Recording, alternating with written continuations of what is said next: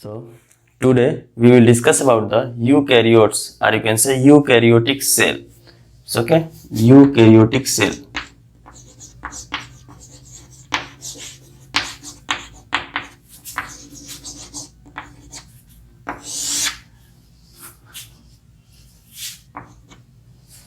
It's okay. तो पिछले class में हमने डिस्कस किया प्रोकैरियोटिक सेल्स क्या होता है, ठीक है, उसके टाइप्स क्या होते हैं, उसके स्ट्रक्चर बेस पे हमने उसके पार्ट्स को भी स्टडी किया था, कैप्सूल क्या होता है। तो अगर आपको प्रोकैरियोटिक सेल्स के बारे में जानना हो तो आप प्रीवियस वीडियो के लिए जा सकते हैं।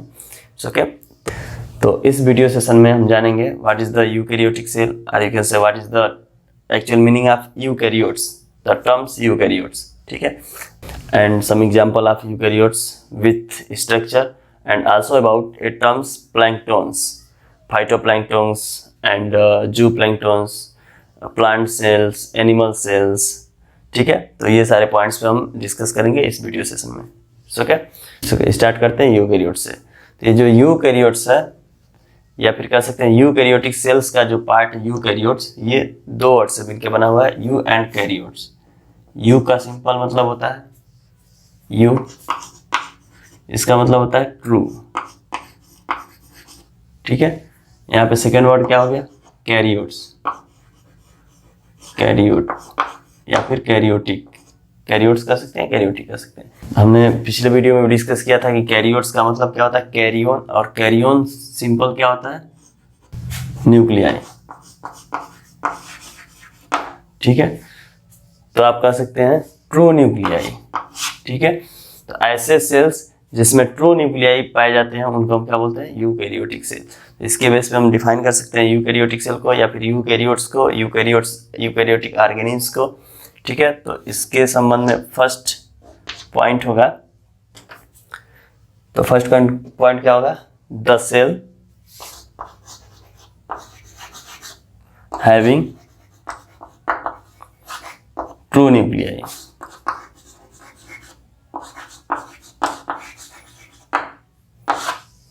अगर ट्रू न्यूक्लियाई आपको समझ में नहीं आ रहा है, जैसे हम प्रोकैरियोट्स को डिफाइन किए थे, सेम उसके अपोजिट होगा यूकैरियोट्स, ठीक है। यूकैरियोटिक सेल जो होता है थोड़ा सा कह सकते हैं कि डेवलप सेल होता है, इसमें ऑर्गेनेल्स होते हैं, मेम्ब्रेन बाउंड न्यूक्लियाई होता है, या वेल डिफाइंड न्यूक्लियाई कह सकते हैं, ठीक है। इसमें हम कह सकते हैं मेम्ब्रेन बाउंड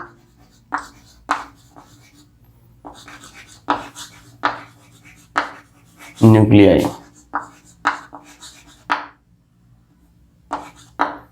ठीक है। मेम्ब्रेनस भी कह सकते हैं, जैसे उसमें नॉन मेम्ब्रेनस था, मेम्ब्रेनस न्यूक्लियाई, इसके लिए क्या और टर्म यूज कर सकते हैं, membranes nuclei,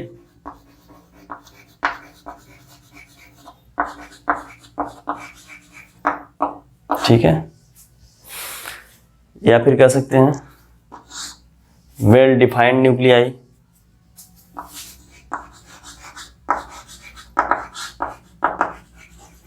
well defined nuclei,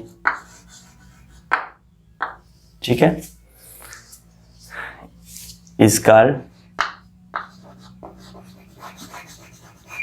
prokaryotic, sorry, is called eukaryotic cell.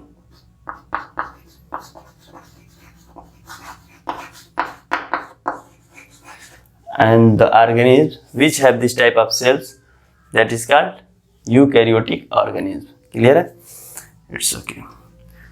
Now comes to the second point. Second point क्या होगा, जैसे प्रोकैरियोट्स में विदाउट ऑर्गेनेल्स था, इसमें क्या होगा, विद ऑर्गेनेल्स होगा। इसके पहले एक पॉइंट था प्रोकैरियोट्स में, the cells having naked genetic material, इसमें तो नेक्ड जेनेटिक मटेरियल नहीं होगा, मेम्ब्रेन बाउंड जेनेटिक मटेरियल है, ठीक है।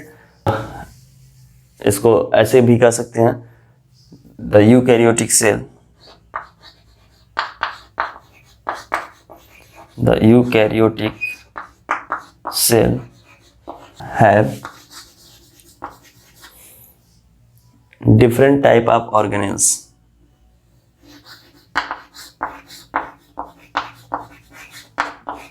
different types of organelles,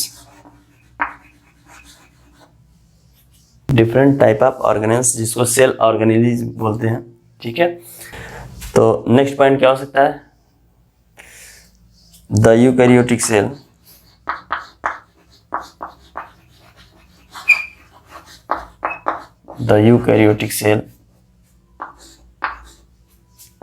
have membrane bound genetic material. Membrane bound genetic material.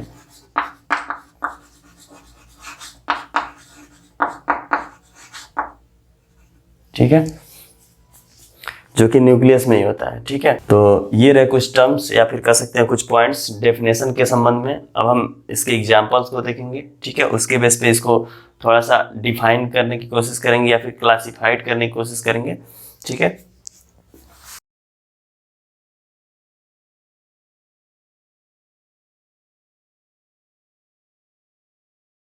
Eukaryotic को हमने अभी डिफाइन किया है। अब हम कुछ एग्जांपल देखते हैं इसके। यूकैरियोटिक्स के एग्जांपल क्या हो सकते हैं?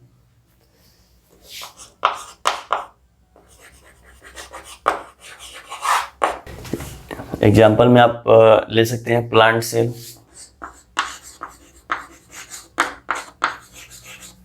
Animal cell. अगर प्लांट सेल और एनिमल सेल की बात करें तो प्लांट सेल जो है 1838 में एक बॉटनिस्ट थे स्लाइडन, इन्होंने डिस्कवर किया था प्लांट सेल को। ठीक है, एनिमल सेल की बात करें 1939 में, सॉरी 1839 में एक जूलॉजिस्ट कह सकते हैं, जूलॉजिस्ट थे स्वान, इन्होंने इसका डिस्कवर किया था एनिमल सेल का। ठीक है, इसके बारे में हमने सेल वाले पार्ट्स में डिस्कशन किया हुआ है। ठीक है, प्लांट सेल और एनिमल सेल। ठीक है, अगर इसके स्ट्रक्चर की बात करें, जैसा कि हमने प्रोकैरियोट्स में स्ट्रक्चर देखा था, तो यूकैरियोट्स में भी हम स्ट्रक्चर देख लेते हैं। स्ट्रक्चर की बात करें, ठीक, सॉरी, सिर्फ यहाँ पे एक ओवरव्यू होगा स्ट्रक्चर का। ठीक है, फिर हम किसी एक सेल को एज एन एग्जाम्पल लेके टोटल कंप्लीट स्ट्रक्चर को देखेंगे। ठीक है, तो अगर हम यूकैरियोटिक सेल की स्ट्रक्चर की बात करें तो ये स्फेरिकल भी हो सकता है, रेक्टेंगुलर भी हो सकता है। ठीक है, तो अगर स्फेरिकल की बात करें तो सिंपल स्फेरिकल में कुछ भी हो सकता है शेप इसका। रेक्टेंगुलर की बात करें तो रेक्टेंगुलर में मान लीजिए इसका इस तरह से भी शेप हो सकता है, ऐसे भी शेप हो सकता है। ठीक है, ये डिपेंड करता है कि एनिमल सेल है या प्लांट सेल है। ठीक है, अगर एनिमल सेल है स्फेरिकल होगा, ऑलमोस्ट स्फेरिकल, बिल्कुल एग्जैक्ट एक स्फीयर नहीं होगा, एक सर्कल नहीं होगा। ठीक है, ऑलमोस्ट स्फेरिकल होता है। ठीक है, ये भी एक, अगर हम ये कहें कि ट्रायंगुलर होता है, रेक्टेंगुलर होता है, ठीक है, तो ये उस टाइप का नहीं होता है। आप कह सकते हैं रेक्टेंगुलर हो सकता है। ठीक है, एंगल क्रिएट करता है, थोड़ा बहुत एंगल इसमें होता है। ठीक है, इस तरह से स्फेरिकल नहीं होता है। ऐसे तो ऐसे आप इसको डिफ्रेंशिएट कर सकते हैं कि ये स्फेरिकल होता है, ये रेक्टेंगुलर होता है। ठीक है, तो ये जो एनिमल सेल और प्लांट सेल की जो हम बात कर रहे हैं, ये हमको दिखते थे, नेक्ड आई से भी दिखते थे। ठीक है, यानी इसका हम साइज क्या है तो थोड़ा सा बड़ा था। ठीक है, जिसको हम देख सकते थे, उसके सेल्स की बारे में बात हो रहा है। उसके सेल्स का डिस्कवर स्लाइडन और स्वान ने किया था। ठीक है, 1838 और 1839 में।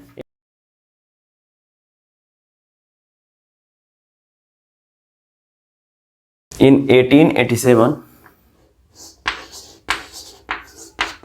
एक साइंटिस्ट थे विक्टर हेंसन,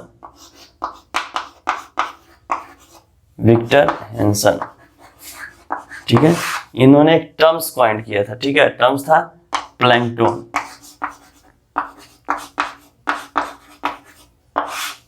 प्लैंकटन्स का मतलब होता है, सिंपल इसको आप डिफाइन कर सकते हैं, plankton means small and microscopic organism.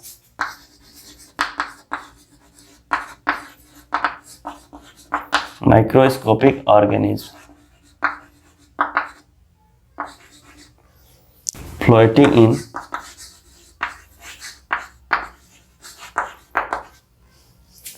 floating in the sea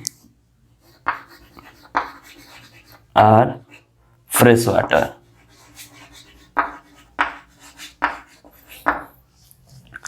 यानी ऐसे ऑर्गेनिज्म जो बिल्कुल छोटे थे। ये जो एनिमल्स और प्लांट्स जो हम देखते हैं, एनिमल्स देख रहे हैं, प्लांट देख रहे हैं, जिनको देख के हम आइडेंटिफाई कर सकते हैं कि इसकी हाइट इतनी है, ठीक है, या इसका साइज इतना है, तो वो तो एनिमल्स और सेल्स जो है वो डेवलप एनिमल्स और सेल्स में आते हैं, डेवलप ऑर्गेनिज्म में आते हैं, ठीक है। कुछ स्मॉल एनिमल्स भी होते हैं, प्लांट्स भी होते हैं जिनको हम देख नहीं सकते हैं, ठीक है, या फिर बहुत छोटे होते हैं, देखते भी हैं, उसको देख सकते हैं, कुछ को नहीं देख सकते हैं, ठीक है। जिसको हम नहीं देख सकते हैं उसको हम बोलते हैं माइक्रोस्कोपिक ऑर्गेनिज्म, ठीक है। स्मॉल ऑर्गेनिज्म और माइक्रोस्कोपिक ऑर्गेनिज्म का इन्होंने डिस्कवर किया और उसको एक टर्म दिया प्लैंकटॉन्स, ठीक है। प्लैंकटॉन्स ऐसे ऑर्गेनिज्म, ऐसे लिविंग ऑर्गेनिज्म जो सी में फ्लोट करते हैं या फिर फ्रेश वाटर में फ्लोट करते रहते हैं, या फिर हम कह सकते हैं कि वो अपना लाइफ साइकिल जो है वो वाटर में स्पेम करते हैं, ठीक है। फ्रेश वाटर हुआ या फिर फ्रेश वाटर हुआ या फिर सी वाटर हुआ, ठीक है। तो ऐसे सभी ऑर्गेनिज्म को बोला गया प्लैंकटॉन्स, ठीक है। इसमें भी है कुछ यूनिसेलुलर ऑर्गेनिज्म है, कुछ मल्टीसेलुलर ऑर्गेनिज्म है, ठीक है। यूकैरियोटिक में यूनिसेलुलर ऑर्गेनिज्म भी आते हैं और मल्टीसेलुलर ऑर्गेनिज्म भी आते हैं। यूनिसेलुलर की बात करें तो ऐसा ऑर्गेनिज्म जो अपनी पूरी लाइफ जो है वो सिंगल सेल पे ही स्पेम कर दे, पूरी लाइफ खत्म कर दे, यानी अपने पूरा लाइफ साइकिल जो है सिंगल सेल पे ही व्यतीत कर दे, उसको हम बोलते हैं यूनिसेलुलर ऑर्गेनिज्म। और ऐसे ऑर्गेनिज्म जिसमें मल्टी सेल होते हैं, ठीक है, जैसे ह्यूमंस, एनिमल्स, ठीक है। ह्यूमंस एनिमल्स मतलब जो वेल डेवलप्ड ह्यूमंस हैं, जैसे कि मानव हो गया, ठीक है। प्लांट्स, बड़े बड़े जो प्लांट्स दिख रहे हैं, ये सारे प्लांट्स मल्टीसेलुलर में आते हैं, ठीक है। तो हम यूनिसेलुलर मल्टीसेलुलर की बात हम किसी और दिन करेंगे, ठीक है, नेक्स्ट क्लास में करेंगे नेक्स्ट।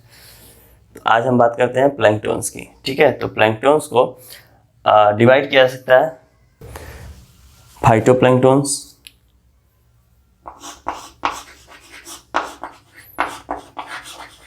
फाइटोप्लैंक्टॉन्स और जूप्लैंक्टॉन्स, जूप्लैंक्टॉन्स, ठीक है। देखिए फाइटोप्लैंक्टॉन्स, जूप्लैंक्टॉन्स। प्लैंक्टॉन्स मतलब ऐसे स्मॉल या माइक्रो ऑर्गेनिज्म जो कि वाटर में रहते हैं, सी वाटर में या फिर फ्रेश वाटर में। तो एनिमल्स भी हो सकते हैं, प्लांट्स भी हो सकते हैं। तो ऐसे प्लांट्स जो सी वाटर में रहते हैं, स्मॉल हैं या फिर बिल्कुल स्मॉल हैं, माइक्रोस्कोपिक ऑर्गेनिज्म है, वो प्लांट्स हैं तो उसको फाइटोप्लैंक्टॉन्स में रखा गया, और वो एनिमल्स में है तो उसको जूप्लैंक्टॉन्स रखा गया, ठीक है। इसका एग्जांपल आप अगर एल्गी, इसमें एल्गी आ जाएगा, ठीक है। इसमें क्या गया, प्रोटोजोआ आ जाएगा। अगर एक एक एग्जांपल की बात करें तो एल्गी में जो एग्जांपल होगा, एक एग्जांपल ले लिए प्रोटिस्टा, ठीक है। प्रोटिस्ट भी इसको कहते हैं, प्रोटिस्ट कहीं कहीं पे मेंशन होता है, प्रोटिस्ट, ठीक है। प्रोटोजोआ का एग्जांपल ले लिया जोआ, ठीक है। तो इसमें क्या, पैरामीशियम, आप पैरामीशियम शायद जानते होंगे,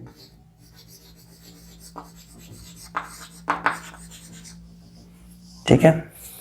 पैरामीशियम का शेप जो है वो एक शू के सोल के आकार का होता है, ठीक है। ये यूनिसेलुलर होता है, ये भी यूनिसेलुलर होता है, ठीक है। तो यूनिसेलुलर यूकैरियोट्स में भी आते हैं, यूनिसेलुलर ऑर्गेनिज्म प्रोकैरियोट्स में भी आते हैं। डिफरेंसेस क्या होता है, यहाँ पे जो यूनिसेलुलर ऑर्गेनिज्म होंगे उनके पास ऑर्गेनेल्स होगा, यानी अगर पैरामीशियम की बात करें तो ये कुछ इस तरह से होता है इसका स्ट्रक्चर। और देखिए पैरामीशियम सिंगल सेल है। डिफरेंसेस क्या है, इसके अंदर ऑर्गेनेल्स हैं, ठीक है, इसके अंदर न्यूक्लियस है, इसके अंदर माइटोकॉन्ड्रिया है, इसके अंदर और भी ऑर्गेनेल्स हैं, गोल्गी बॉडी है इसके अंदर, ठीक है। इसके अंदर डिफरेंट टाइप के ऑर्गेनेल्स हैं, जो कि यूनिसेलुलर ऑर्गेनिज्म प्रोकैरियोट्स में थे, उसमें कोई ऑर्गेनेल्स नहीं था, सिर्फ एक ऑर्गेनेल्स था जो कि राइबोसोम्स, ठीक है। तो डिफरेंसेस क्या हो गया, यूनिसेलुलर यूकैरियोट्स में भी है, यूनिसेलुलर प्रोकैरियोट्स में भी है, ठीक है। ऑर्गेनेल्स सिर्फ यूकैरियोटिक सेल्स में है, ठीक है, प्रोकैरियोटिक सेल्स में ऑर्गेनेल्स नहीं है। अगर मल्टीसेलुलर की बात करें तो उसमें तो मोर देन वन सेल से जो ऑर्गेनिज्म बना होता है उसको हम बोलते हैं मल्टीसेलुलर ऑर्गेनिज्म, ठीक है। यानी एक से अधिक सेल होंगे, जब एक से अधिक सेल होंगे तो सेल मिलकर टिश्यू बनाएंगे, टिश्यू मिलकर ऑर्गन्स बनाएंगे, ठीक है। तो ये ऐसे ऑर्गेनिज्म जिसमें एक से अधिक सेल होते हैं उसको बोलते हैं मल्टीसेलुलर ऑर्गेनिज्म, ठीक है। तब कुछ मल्टीसेलुलर ऑर्गेनिज्म को एज एग्जांपल मान के उसके सेल को हम देखते हैं कि वो कैसे डिफरेंट होता है प्रोकैरियोटिक सेल से, ठीक है। तो अगर इसके साइज की बात करें, यहाँ पे साइज की बात कर लेते हैं, प्लैंक्टन्स के साइज की बात करें तो ये प्लांट और एनिमल सेल होते हैं, ठीक है, इनसे बहुत छोटा भी होता है और इनसे बहुत बड़ा भी होता है, ठीक है, क्योंकि इनकी कभी कभी लेंथ जो है काफी लंबा होता है, ठीक है। तो इसका जो साइज होता है ये 2 म्यूएम से लेके 200 म्यूएम तक होता है, ठीक है। ये डिपेंड करता है किस प्रकार का ऑर्गेनिज्म है, ठीक है। तो इसके अकॉर्डिंग इसका जो साइज है वेरी करता रहता है, ठीक है। अब एग्जांपल लेते हैं एक सेल का, प्लांट से या एनिमल से।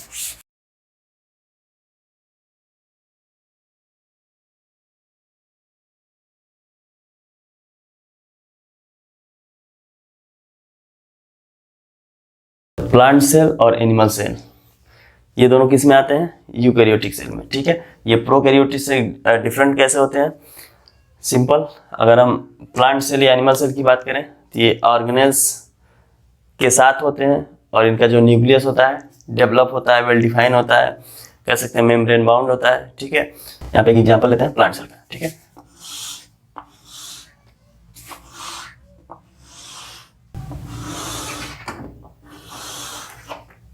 ठीक है, ये एक आउटलाइन है प्लांट सेल का। देखिए ये प्लांट सेल जो होता है या फिर एनिमल सेल होता है, इसका अगर शेप की बात करें तो फिक्स नहीं होता। अगर हम ये कहें कि बिल्कुल इसी तरह से होता है तो ये ऐसा नहीं होता, ठीक है। ये डिपेंड करता है कौन सा ग्रुप है, किस टाइप का सेल है, ठीक है, और उसका पोजीशन कहाँ पे है, उसके अनुसार ये इसका शेप जो है वो थोड़ा सा वेरी करता है, डिफरेंस होता है, ठीक है। तो आप अपने अनुसार जैसे आपको सुविधा हो उस हिसाब से बना सकते हैं, ठीक है, ड्रा कर सकते हैं। बस इसके ऑर्गेनेल्स के नेम, इसके पार्ट्स जो होंगे वो सेम होंगे, ठीक है। यानी रेक्टेंगुलर होगा, ठीक है। रेक्टेंगुलर में मान लीजिए आप ऐसे ही बना सकते हैं, प्लांट सेल ऐसे ही बना सकते हैं, ठीक है। तो इसकी बात करें अगर तो ये सबसे पहले क्या हो जाएगा? सेल वाल, ठीक है। इसके बाद क्या होगा?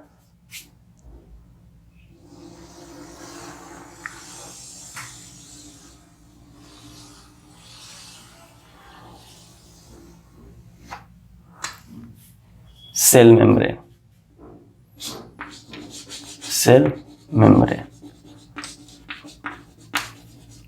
ठीक है। अब यहाँ पे डिटेल में नहीं बात किया जाएगा, अभी एक थोड़ा सा ही एक आउटलाइन के तौर पे बात किया जाए कि ये कैसे प्रोकैरियोटिक सेल से डिफर है, ठीक है। तो ये हो गया सेल वाल, सेल मेम्ब्रेन, ठीक है। इसमें ये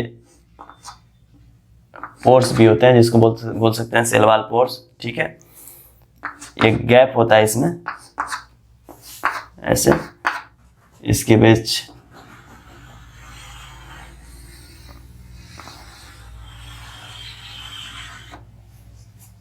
ठीक है। अब यहाँ पे बात हो रही है यूकैरियोट्स की।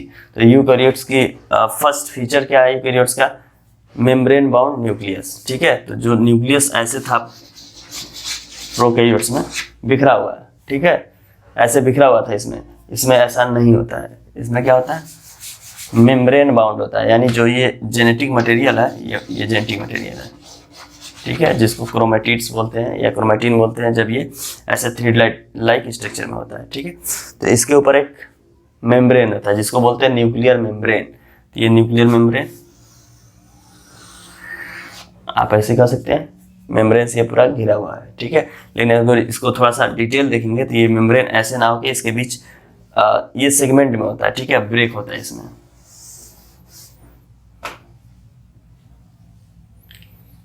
ये स्ट्रक्चर कुछ इस टाइप से होता है,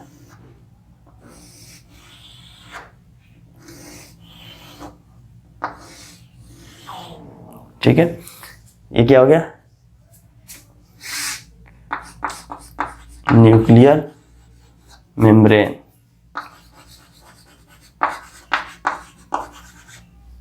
ठीक है। ये हो गया न्यूक्लियर पोर,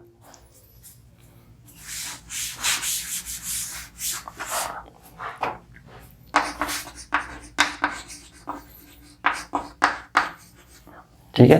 न्यूक्लियर पोर यानी एक गैप, ठीक है। ये क्या हो गया, जेनेटिक मटेरियल। अभी इसको जानिए।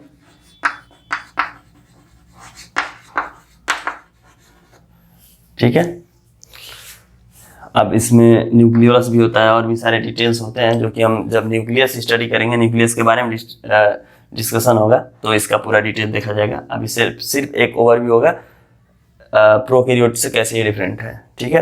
तो उसमें क्या था, इतने सारे चीज नहीं थे, सिर्फ जेनेटिक मटेरियल था बिखरा हुआ है। ये वेल डिफाइंड कर सकते हैं, वेल नोन कर सकते हैं, ये मेम्ब्रेन बाउंड कर सकते हैं। ठीक है। ये अपग्रेडेड कर सकते हैं, ट्रू न्यूक्लियाई कर सकते हैं, क्योंकि अब इसको बोलेंगे न्यूक्लियस। ठीक है। अब ये टोटल क्या हो गया, अब ये टोटल हो गया न्यूक्लियस। इस टोटल की बात करें तो ये क्या हो गया, न्यूक्लियस। अगर इसमें न्यूक्लियर मेम्ब्रेन नहीं होता तो इसको क्या बोलते हैं, न्यूक्लियोइड। तब अब ये ट्रू न्यूक्लियस हो गया। ठीक है। इसके बाद बात करते हैं ऑर्गेनेल्स के। तो ऑर्गेनेल्स में मान लीजिए इसमें होता है गोल्गी बॉडी। ठीक है, हो गया गोल्गी बॉडी। माइटोकॉन्ड्रिया होता है।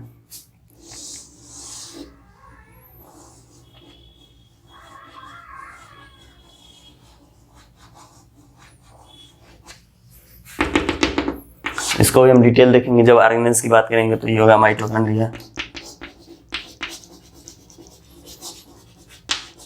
अगर हम स्पेशली प्लांट सेल की बात करते हैं तो इसमें लार्ज वैक्यूल्स होते हैं।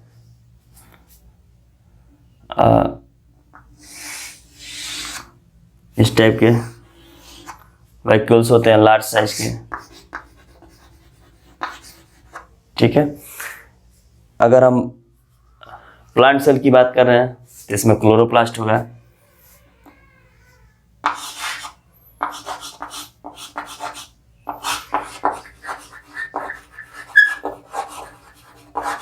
ठीक है। तो ये डिफरेंट टाइप के ऑर्गेनेल्स होते हैं। ठीक है, किसमें, यूकैरियोटिक सेल में। राइबोसोम्स कॉमन होता है, इस टाइप के राइबोसोम्स होते हैं।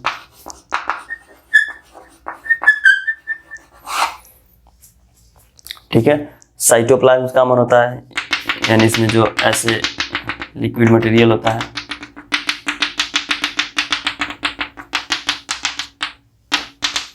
ये क्या है, साइटोप्लाज्म।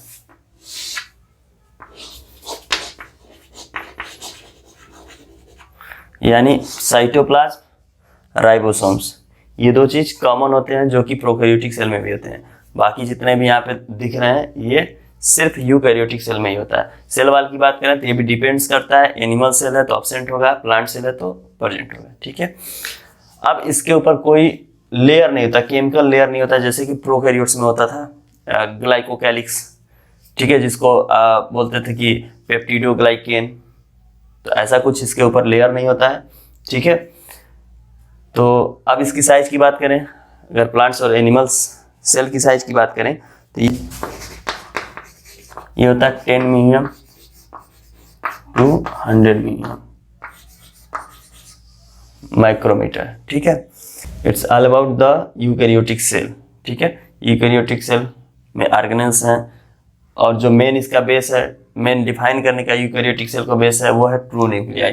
ट्रू न्यूक्लियाई इसको क्यों बोल रहे हैं, क्योंकि इसके जो जेनेटिक मटेरियल है ये वेल डिफाइंड है, कह सकते हैं कि मेम्ब्रेन बाउंड है। ठीक है। या फिर न्यूक्लियर एनवेलप इसके ऊपर है। न्यूक्लियर एनवेलप किसको बोलते हैं, मेम्ब्रेन को। न्यूक्लियस मेम्ब्रेन को बोलते हैं कभी कभी न्यूक्लियर एनवेलप। ठीक है। यानी इसका न्यूक्लियस कवर्ड है। ठीक है, नेक्ड नहीं है जैसे कि प्रोकैरियोट्स में था, इसलिए इसको बोलते हैं ट्रू न्यूक्लियाई। ठीक है।